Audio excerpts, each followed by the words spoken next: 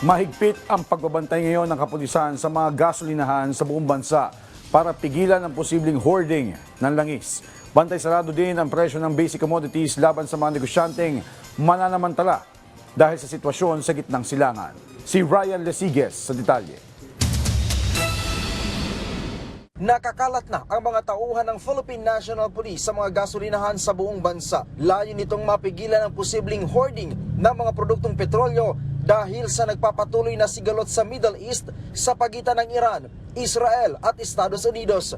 Bilin ni PNP Chief Police General Jose Melencio Nartatis Jr. sa lahat ng hepe ng pulisya at mga commander ng support units na isama ang mga gasolinahan sa police visibility measures bilang tugon sa hiling na tulong ng Department of Energy o DOE. Hinimok din ng PNP ang mga may-ari ng gasolinahan na mahigpit na sundin ang mga patakaran at regulasyon sa pagpepresyo ng langis na itinakda ng pamahalaan sa pamamagitan ng DOE. Mag-provide ng law enforcement support sa Department of Energy, mag-assist sa nasabing ahensya ng investigation, kaugnay ng posibleng profiteering at hoarding, at siguruhin ang peace and order while or during enforcement of such investigation. Bukod sa pagbabantay sa mga gasoline stations, kasama din sa pinababantayan ng pinuno ng pambansang pulisya ang presyo ng mga basic commodities. Hindi kasi nalalayo na samantalahin din daw ng ibang negosyante ang sitwasyon. Ito po yung pang-apat na tasking ng Philippine National Police na makipag-coordinate sa DTI para naman po sa pagbabantay presyo po ng mga basic commodities po.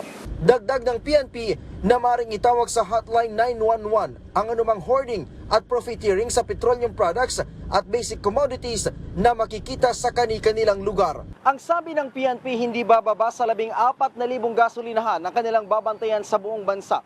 Nakahanda naman daw sila na magsampa ng kasong profiteering at hoarding sa mga negosyanteng sasamantalahin ang sitwasyon. Tiniyak ng PNP na hindi maapektuhan ang kanilang police operations sa kabila ng inaasahang pagsipa sa presyo ng produktong petrolyo.